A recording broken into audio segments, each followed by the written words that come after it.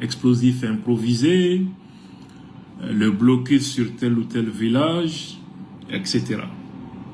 C'est ça que nous voyons, ça nous fait peur, ça nous amène à acheter des armes, à changer de politique, mais ça c'est des conséquences. Tout ce que nous voyons, ce ne sont que des conséquences. Ce sont des conséquences de certaines pratiques. Maintenant, quelles sont les causes de ces effets que nous voyons? Il faut aussi que les gens fassent le départ entre deux choses. Les causes du terrorisme et les facteurs du terrorisme. Parce que souvent quand tu écoutes les gens, certains vont dire non, le terrorisme là, ça n'a rien à voir avec la religion. Ces gens-là, ils sont au chômage, donner le travail aux jeunes. Certains vont parler comme ça. Ce n'est pas le chômage qui est la cause du terrorisme. C'est les facteurs. Les facteurs, c'est quelque chose qui facilite.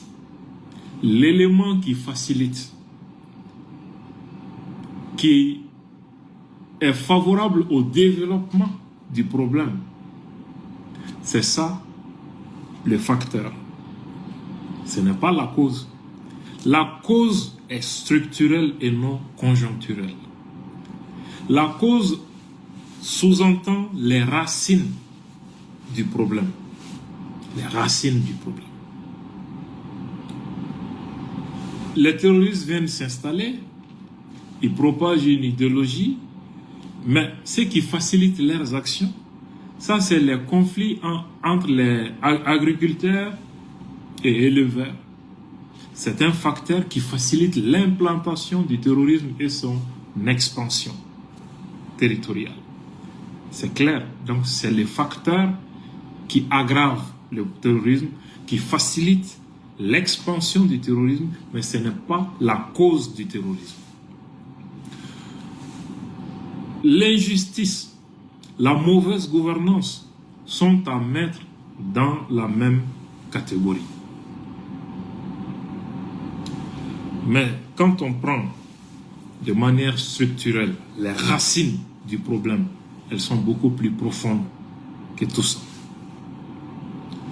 L'une des racines du terrorisme, c'est l'idéologie.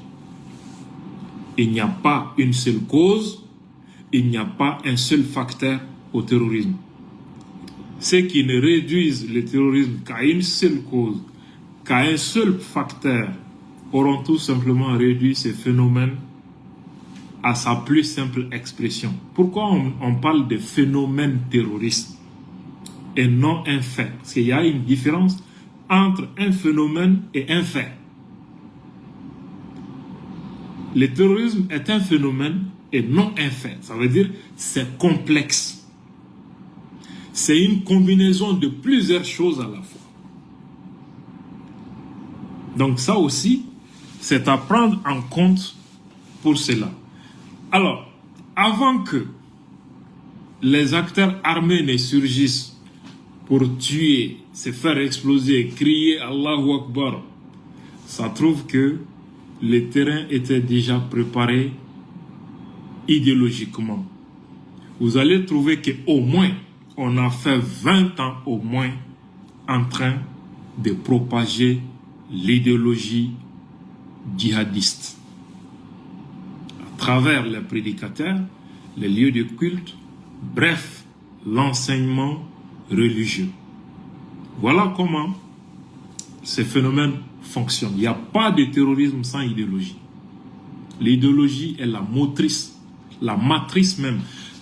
La matrice idéologique aussi de l'idéologie terroriste, ça c'est le salafisme, qui est promu dans le monde, diffusé dans le monde, grâce au pétrodollar, par des pays comme l'Arabie Saoudite et le Qatar. C'est de cela qu'il s'agit. Nous allons essayer de prendre point par point comment ce phénomène s'est installé en Afrique de l'Ouest. Vous savez que depuis la période des indépendances, l'Arabie Saoudite a essayé de diffuser son idéologie dans notre espace. D'abord, je précise que cette analyse n'est pas fondée sur la théologie. C'est ce que beaucoup confondent. Ils vont dire que non, tu es en train de parler de l'islam, tu n'es pas musulman, tu n'es pas un prédicateur, tu es un mécréant, tu es un kafir, tu es un kémite. Ils vont dire tout ça. Ils ne comprennent pas en fait grande chose. Je ne parle pas de la théologie. La théologie est un domaine à part. Je parle de l'utilisation de la religion à des fins politiques criminelles. C'est de cela qu'il s'agit.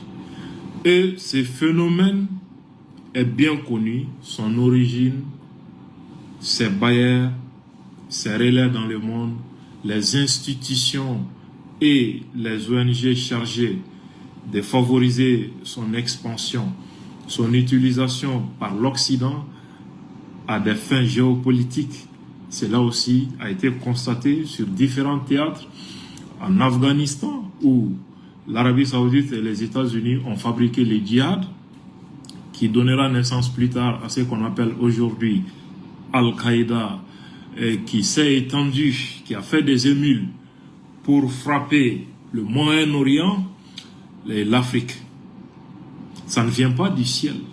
Cela a été constaté aussi en Égypte, où l'Arabie Saoudite et les États-Unis, pour faire pièce au panarabisme de Nasser et son nationalisme, ont juste opposé les valeurs de l'islam en créant le panislamisme et soutenir et financer les frères musulmans pour tenter de déstabiliser le président Nasser en Égypte. C'est exactement le même phénomène qui se développe aujourd'hui dans l'espace sahélien, avec les mêmes acteurs, les mêmes soutiens extérieurs, bref, les tentacules de la même pieuvre.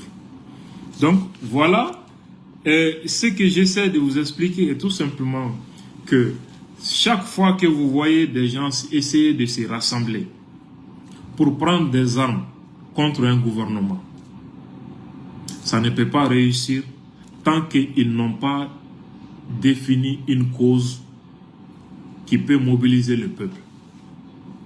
Une bonne cause, une cause séduisante pour embarquer les populations dans la lutte armée contre l'autorité en place. Mais attention, la cause qu'ils vont chercher, si c'est facile pour le gouvernement qu'ils veulent combattre de s'approprier cette cause, parce que s'ils essayent par exemple de dire on va se révolter contre le gouvernement parce que le prix du pain est cher. Donc si on prend la cherté de la vie, l'inflation du prix du pain comme cause pour provoquer une insurrection contre un État, il suffit seulement que le gouvernement, je suis en train d'expliquer l'analyse d'un expert en la matière, Galula, qui a une référence même dans les écoles de guerre américaines, où c'est obligatoire pour tout le monde, pour tous ceux qui passent par cette école de guerre, de lire absolument le livre de Galula, contre l'insurrection. Voilà, c'est ça, ce livre. Alors, si c'est facile pour les gouvernements, si on se mobilise avec une telle cause contre un gouvernement, il suffit seulement que le gouvernement baisse les prix du pain pour que les insurgés soient dépourvus de leur cause et le mouvement sera mort-né. Donc, il faut inventer une cause que le gouvernement ne peut pas satisfaire sans perdre sa légitimité et son leadership. Donc, ça veut dire que la cause brandie par l'insurrection n'est pas en réalité une revendication.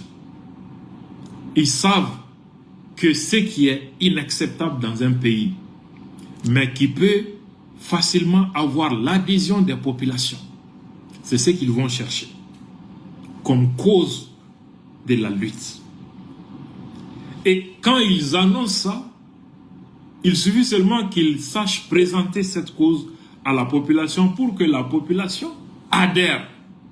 Et si la population adhère à la cause, ça devient extrêmement dangereux pour le gouvernement en place. Donc, comment ils vont chercher à créer cette cause dans notre espace?